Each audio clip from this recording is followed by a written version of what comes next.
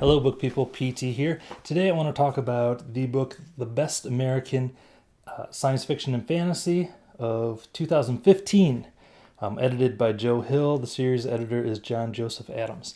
So this is a book from the Best American series, which is a great series I've a long time been a fan of. They have like the Best American Short Stories, Best American Science Writing, Best American Infographics. They put out a whole bunch of these books every year. One of my favorites is the Best American Sports Stories, which is like a collection of the best sports journalism from the year.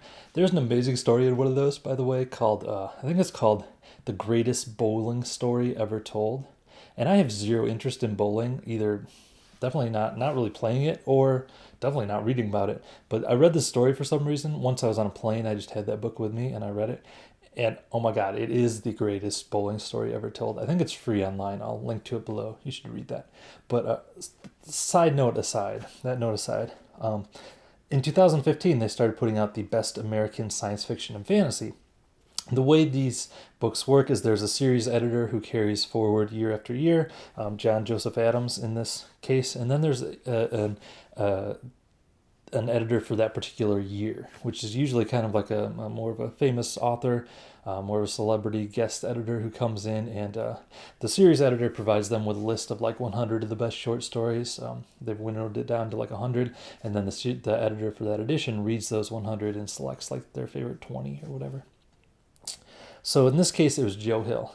So I was really excited because I love these books, Best American. Really excited to get to the science fiction and fantasy. I had this a few months ago. I did it on a TBR video, you might recall. But boy, this was a great volume. I just dipped into it once. I read maybe one or two stories a week over the course of a couple months because I really wanted it to last a long time because I loved it. There was maybe only like one or two stories that I didn't really like a lot in this volume. I will say that it's very heavy on science fiction. It's the Best American Science Fiction and Fantasy. I can only think of a couple that I would classify as fantasy. A lot more science fiction. And that might be partly because I think there's more science fiction short story publications out there. So that could be part of it. But one thing that sometimes a trap that science fiction stories can fall into, in my opinion, short stories, is this thing where they present an interesting concept and then they tell the story of like a person living in this world where this concept's taking place, and it's beautifully written, but the story doesn't really go anywhere. I'm trying to think. I don't want to call out anyone as an example. I can't even really think of any examples, but it could be something like, we live in a world where time travel is super common. Everybody's time traveling to work every day and blah, blah, blah. And it's just the story of somebody going about their average day in that world, and there's nothing really happens. There weren't really any stories like that in this. They all had kind of like an emotional resonance, a payoff, some kind of plot that it was going through them, which is something that I personally really like. I'm not a huge fan of those like slice of life in the future kind of stories. So these did a great job. One of my favorites that I'll just give as an example was The Shape of Things to Come by Adam Troy Castro from Lightspeed Magazine. And this is an example of a story that I thought was going to be that strange slice of life type story, but it ended up going somewhere really cool. The concept of the story is that humans start giving birth to babies that aren't baby shaped, they're geometrical shapes. So like the main character in the story gives birth to a cube, and there's no like human, what we identify as like human features. It's just a cube. And like the way society tries to figure out how to deal with these shape babies that are alive seemingly but don't have any, they're conscious but you can't really communicate with them. It's really just mysterious why this is happening and what these things are.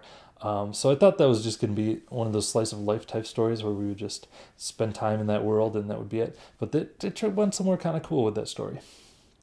So that's an example of one of the stories that I really liked. But another thing I liked about this is that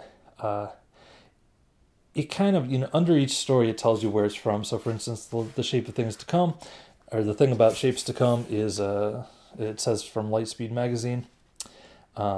So I noticed as I was going through this that some of the publications I was seeing again and again, and I was noticing like that, boy, I like a lot of the stories that come from Lightspeed Magazine. Perhaps I should subscribe to Lightspeed Magazine. So you can kind of get a little taste of what these different science fiction and fantasy publications are putting out, and it's kind of a good taster in that case.